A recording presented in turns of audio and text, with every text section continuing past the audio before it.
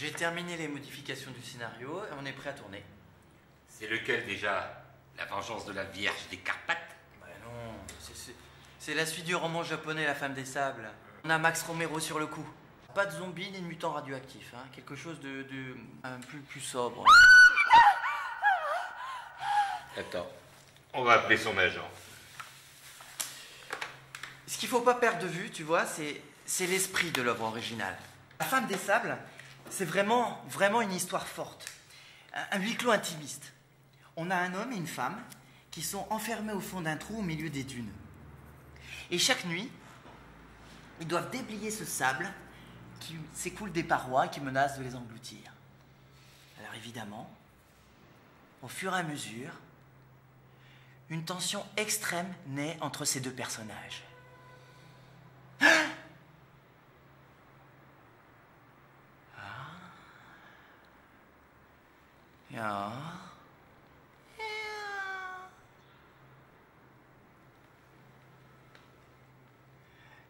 Allô, oui, salut, c'est moi, ça va?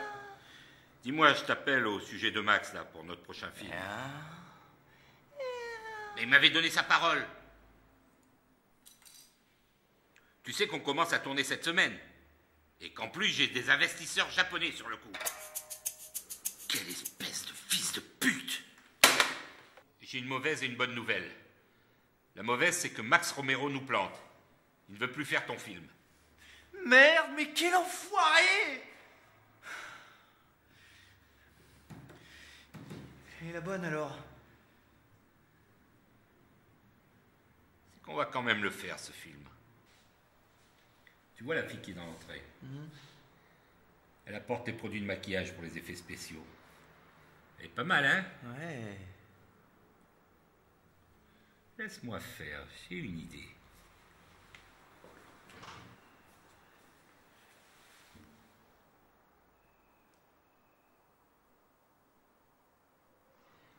Bonjour, mademoiselle.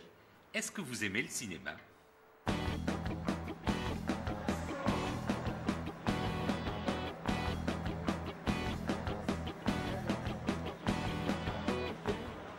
Voilà, alors il s'agit d'adapter un roman japonais intitulé La Femme des Sables. D'ailleurs, ils en ont fait un film, vous l'avez vu? Non, bon, c'est pas grave. Donc, mon histoire commence plusieurs années après. Et le scénario commence comme ça. La femme part à la recherche de son compagnon, celui du roman. Hein, du film, c'est pareil. Et une catastrophe naturelle a tout dévasté. Il n'y a plus aucun moyen de communication. Et le plus important pour elle, c'est retrouver le père de son enfant. Oui. Celui du film du début, parce qu'elle était enceinte à la fin. C'est vraiment une histoire très touchante. C'est un drame intimiste. Ok, pas de problème. Il faut que je me déshabille? Mais non, c'est un drame intimiste.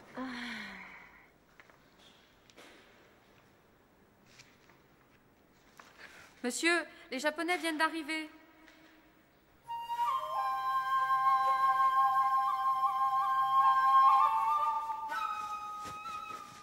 Bon, Marianne, vous allez me retaper ce contrat-là, vous allez me modifier le paragraphe 2, parce que je souhaite qu'on soit plus précis, que ça ne donne pas lieu à interprétation. Hein. Je vous ai marqué les précisions, donc vous me retapez ça et vous me le présentez à la signature, d'accord? D'accord, oui, d'accord. Mais qu'est-ce qui se passe encore Il est là signé avec les Japonais, ils sont enchantés du projet, ils veulent la touche Darkstar. Alors ma couille, encore un coup du mutant radioactif? Bah t'en fais pas, c'est une question d'habitude. La première fois ça fait un peu mal, mais ensuite ça rentre tout seul. Bon, elle est où l'actrice là? On tourne!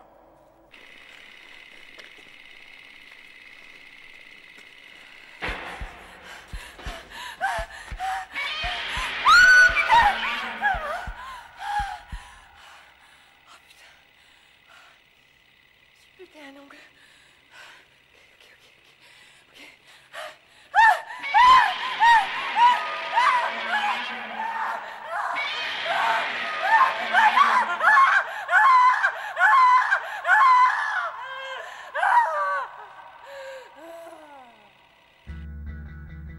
La compagnie Dark Star Film est une société de production en plein développement.